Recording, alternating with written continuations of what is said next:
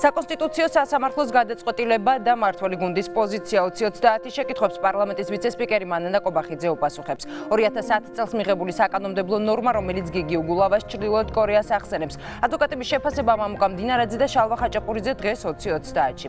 ვინ იღებს გადაწყვეტილებას საშილახსრულების სამინისტროში, მინისტრი თუ ციხის დირექტორი. კახა კახიშვილის პოზიცია და სიახლეები პენიტენციალურ სისტემაში შეკითხვებს საშილახსრულების მინისტრი უპასუხებს. ეს ყველაფერი რამდენიმე წუთში.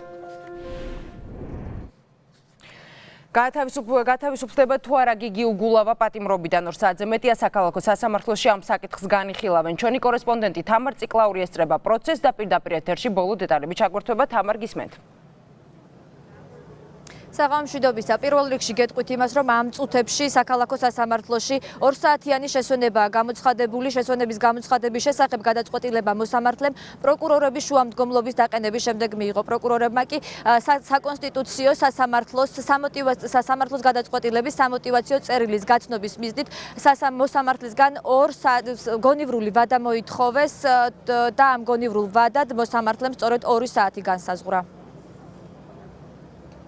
პროკურატურამ შუამდგომლობა გადადებასთან დაკავშირებით ბუნებრივია ეს ემსახურება მხოლოდ დროის გაჭიმვას, მაგრამ თამამად შემიძლია გითხრათ, რომ მათ სხვა გამოსავალი არ ექნება სასამართლოს სხვა არანაირი შესაძლებლობა სულ რამოდენიმე საათში გიგი უგულავა განთავისუფლდება.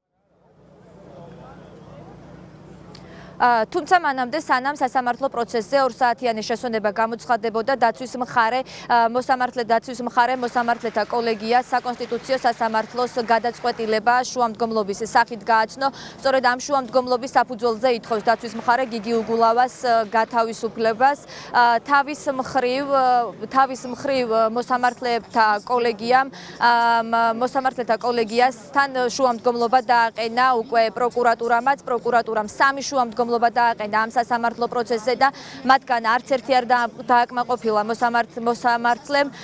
დღევანდელ სასამართლო პროცესს გარდა გიგი უგულავასი ასევე ესწრებოდა ვანო მერაბიშვილიც.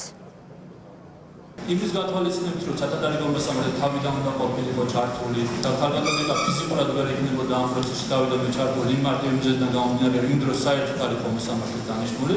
აქედან გამომდინარე, პირით და მიგვაჩნია, რომ არ არის უფლებამოსილი ქალბატონი ეკა, რომ მონაწილეობა მიიღოს დღევანდელი სასამართლოს განხილვაში.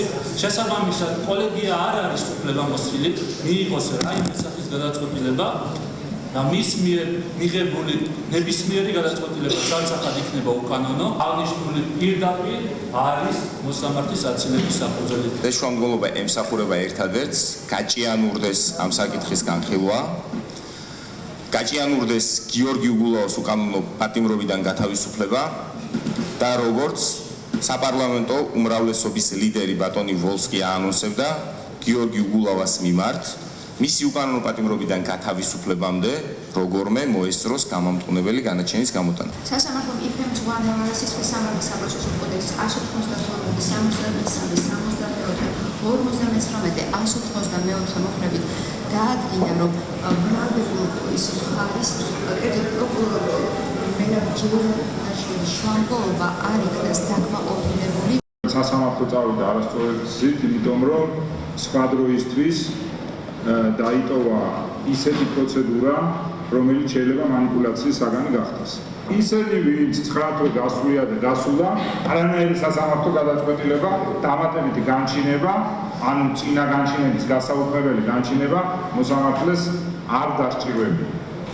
ზუსტად ანალოგიურ მდგომარეობაში ვიმყოფებით ჩვენ. მე მესმის, რომ სამართლებრივად ეს კაზუსია, რაღაც თვალსაზრისით, იმიტომ რომ ეს კაზუსიც მოდის შევთანხმდეთ იმაზე, რომ ამ სასამართლო პროცესების პოლიტიკურმა შემადგენელმა განაპირობა, თორე ესე არ იქნებოდა. ეს ყველაფერი, რა თქმა უნდა, ჭრილს აყენებს სამართალწარმოებას. ეს ყველაფერი, რა თქმა უნდა, ჭრილს აყენებს თვითონ თქვენთანაც. ხაზი ხალი გასული იმაზე, რომ საკონსტიტუციო სასამართლომ გააუქმა 2010 წელს მიღებული კანონი. ამას ამბობს დღევანდელი ხელისუფლება. მე მინდა გითხრათ, რომ ეს არის სიცრუე ჩვენი 9 წლიანი მმართველობის პერიოდში. არ არსებობს არც ერთი ადამიანი, რომელიც კანონი დადგენილი ვადაზე წინასწარ ერთი დღე, ერთი წუთი, ერთი საათით მეტი ხანი იყო, ვიდრე ეს კანონთან განსაზღვრული. და ამ ხელისუფლებამ ზოგიერთი მოსამართლის ხელშეწყობით ინტერპრეტირება მოახდინა ძველი კანონის ისე, რომ ეს უხლით ვისაუბრეს იცით, მხოლოდ ორ ადამიანს. პირველად ბაჩვა ხალაიას და მეორე გიგი უგულავას. დღევანდელ სასამართლო პროცესს ხმაურის გარეშე არ ჩაუვლია პირველ შემთხვევაში ნაციონალური მოძრაობის წევრები და მათი მხარდამჭერები მანდატურის სამსახურის წარმომადგენლებს დაუპირისპირდნენ, ვინაიდან ისინი დარბაზში შესვლას ითხოვდნენ და სასამართლო დასწრებას, თუმცა ადგილების სიმცირის გამო მათ მანდატურის სამსახური არ უშვებდა. მეორე შემთხვევაში კი უკვე ნაციონალური მოძრაობის წევრები დაუპირისპირდნენ საქალაქო სასამართლოში მყოფ ერთ-ერთ პიროვნებას, მათი მტკიცებით ეს პიროვნება მათ მხარდამჭერებს სიტყვიერ შეურაცხყოფას აყენებდა.